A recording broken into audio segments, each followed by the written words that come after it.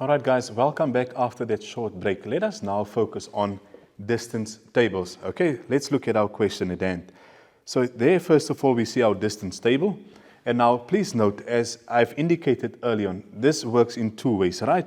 So where the two places or points intersect, where they meet, right, that will actually give us the distance between the two places. So here, when I look at it horizontally, right, like this, that's horizontally, there we have different towns, as I can put it that way: Cape Town, Heidelberg, Ladysmith, and so forth, all the way to Port Elizabeth, right? Then vertically, if you look at it this way, right, starting at Cape Town here, all the way down to Port Elizabeth.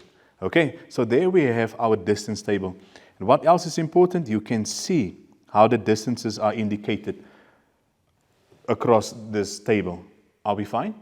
Okay, now let's look at our question. It says, Khotso and his cousin Thandeka is planning on visiting their uncle in Cape Town.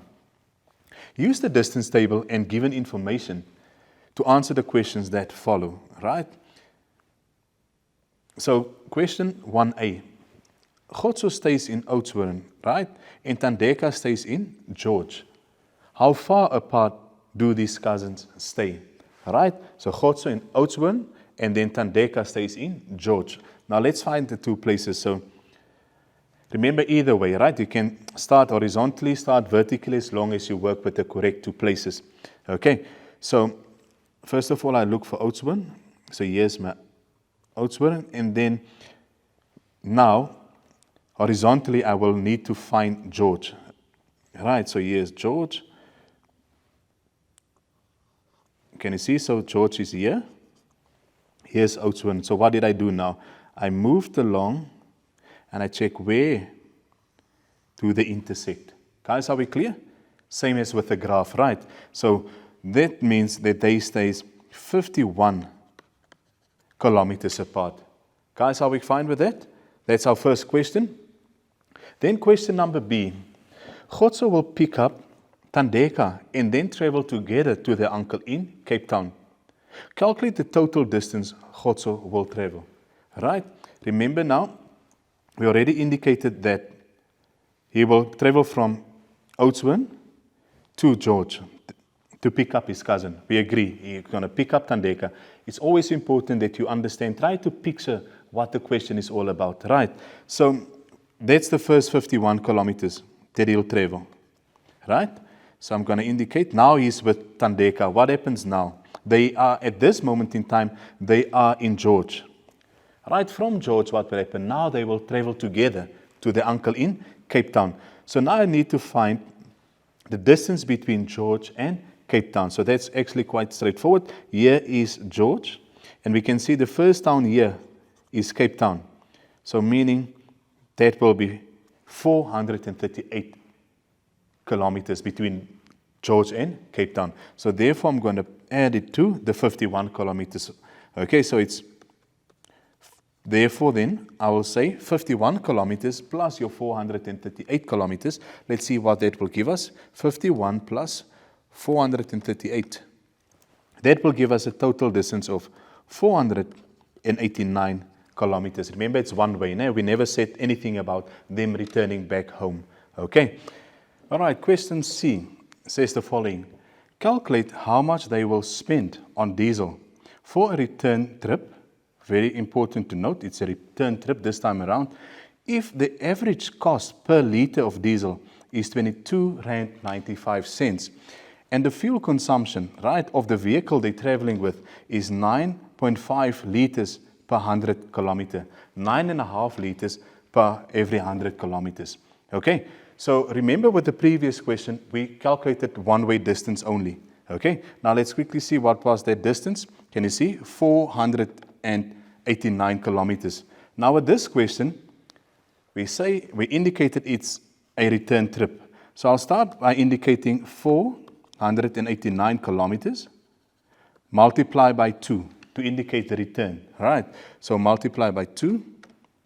So that will give us then a total distance to be covered of 978 kilometers. Right, guys, are we still fine? Okay, so now we need to calculate the cost.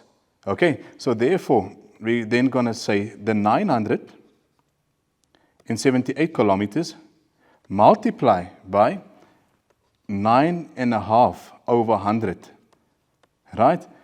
And then we need to calculate the cost. So therefore, I take the distance, multiply by the consumption basically, then multiply by the cost per liter, multiply by 22 Rand and 95 cents. Now let's type that in.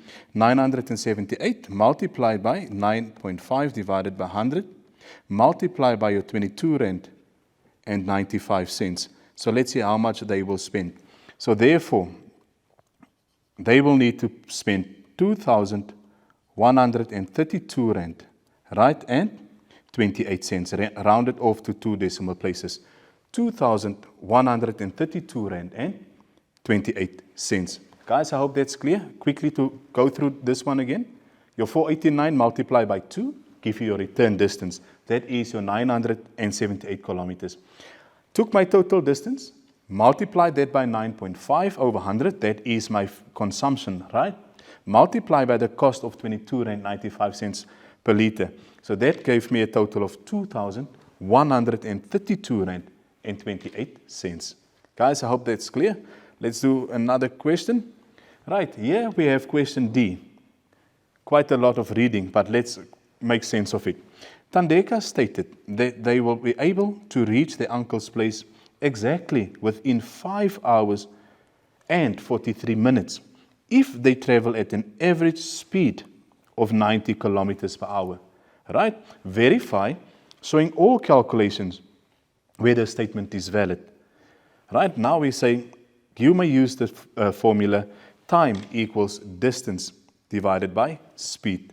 Okay, so now when we look at the distance, now remember we are saying to reach her uncle's place, right? So what is that distance? Remember earlier we said the distance is, and I'll quickly refer back to double check. Can you see here? That's the distance I'm referring to. So that is your 489 kilometers, right? What is the speed that we are referring to here?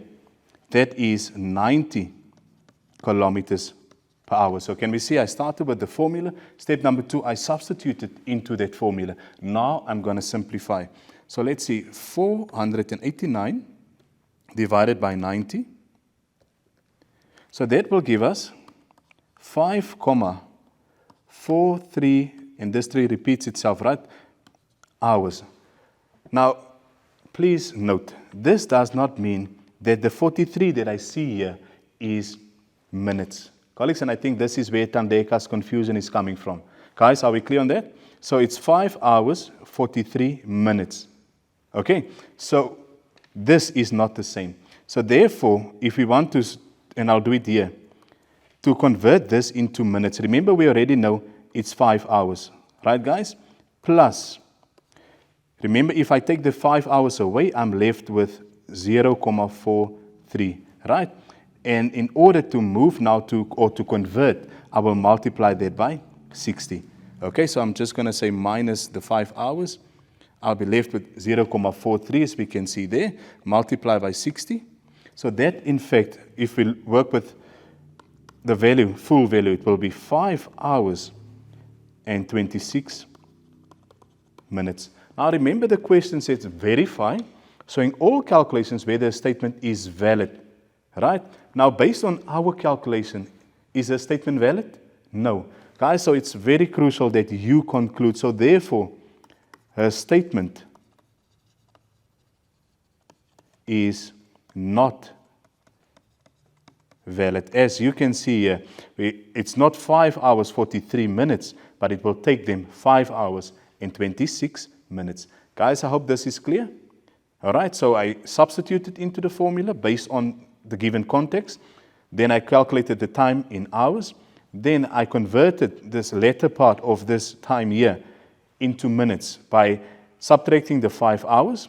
Then I worked with the 43 multiplied by 60, and it gave me 26 minutes. Then the last step was for me to look at what the statement was, and then I concluded based on my calculation. Guys, thank you so much for joining us today. I hope you've enjoyed this lesson. Hope to see you next time, and remember, work every day and stay safe. Goodbye.